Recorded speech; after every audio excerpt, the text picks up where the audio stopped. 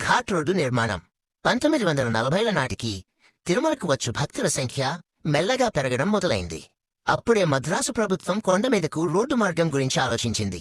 British అధికారులు, survey బృందాల వారు తిరుపతి చేరుకున్నారు. 1944 ఏప్రిల్ నాటికి అలిపిరి నుంచి తిరుమల దాకా ఘాట్ రోడ్డు నిర్మాణం పూర్తయింది.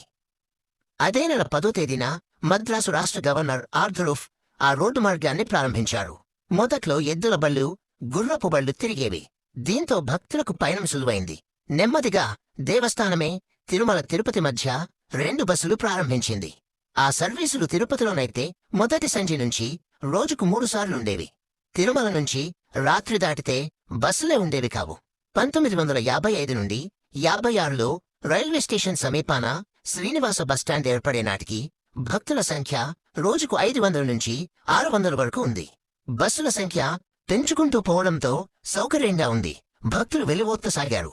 దీంతో రెండో ఘాట్ రోడ్డు గురించి ఆలోచించాల్సి వచ్చింది. 1974 నాటికి అది పూర్తయింది.